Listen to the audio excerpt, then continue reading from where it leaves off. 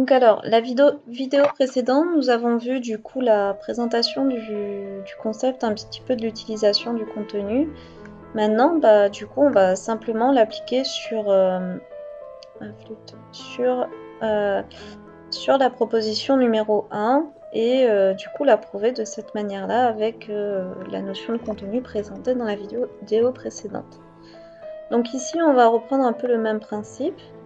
Ici, on va construire du coup notre parallélogramme rectangle donc qui sera contenu entre le côté BC et le segment A.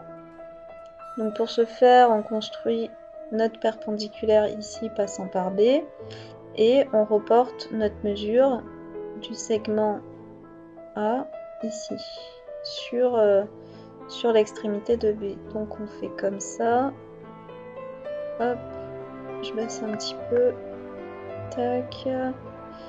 Et voilà, donc ici, ce qu'on va faire, c'est directement construire.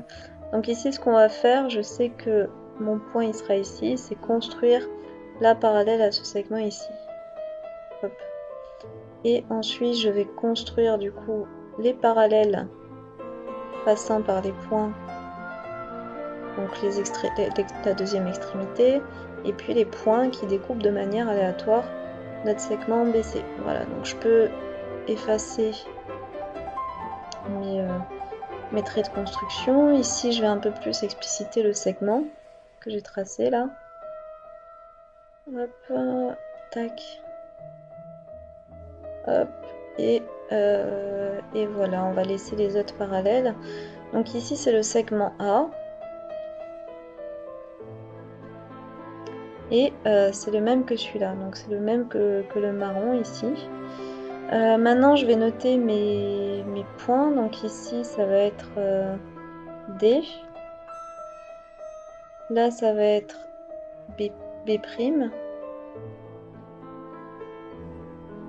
Tac. Ah, ça me l'a pas affiché. Ah d'accord, c'était sur la droite. Donc B'.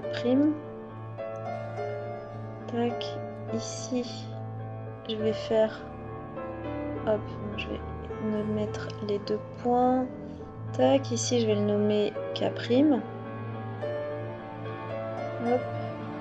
Et ici je vais le nommer L'. L4, tac. Donc là on dit alors, la proposition dit que le contenu donc de ce parallélogramme rectangle, donc le parallélogramme BCL'D, c'est-à-dire que ça, hop,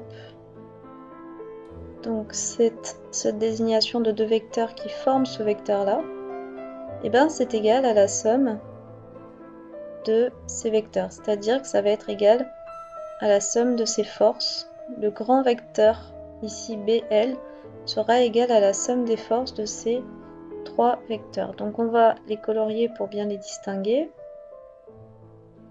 Hop, tac, voilà une petite couleur dégradée.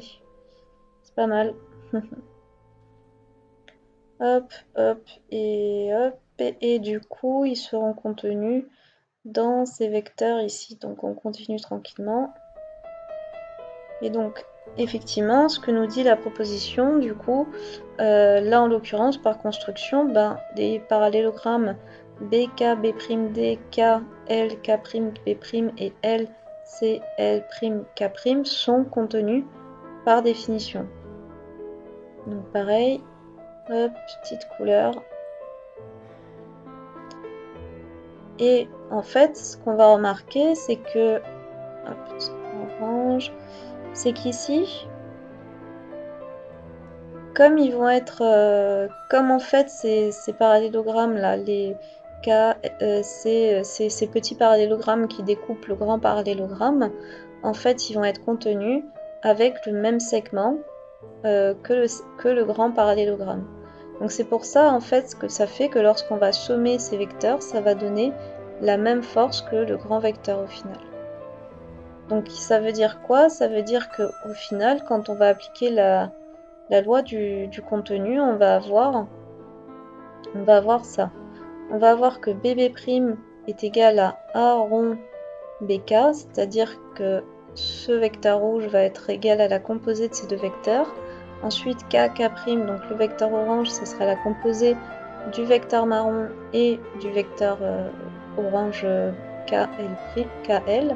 Et enfin, ll', donc le vecteur jaune, sera du coup la composée du vecteur lc et du vecteur marron. Ce qui fait qu'au final, en sommant, on trouve que ce grand vecteur noir ici, c'est égal à la somme du coup des contenus de notre parallélogramme ici rectangle et contenu entre les segments BC et A. Donc ici, effectivement, la propriété est prouvée, donc elle n'est pas très longue. Ce qui est long, par contre, c'est la première vidéo pour bien comprendre la notion de contenu. Donc il y a d'abord ce prérequis pour comprendre. Donc je vous dis du coup à très vite pour la proposition numéro 2.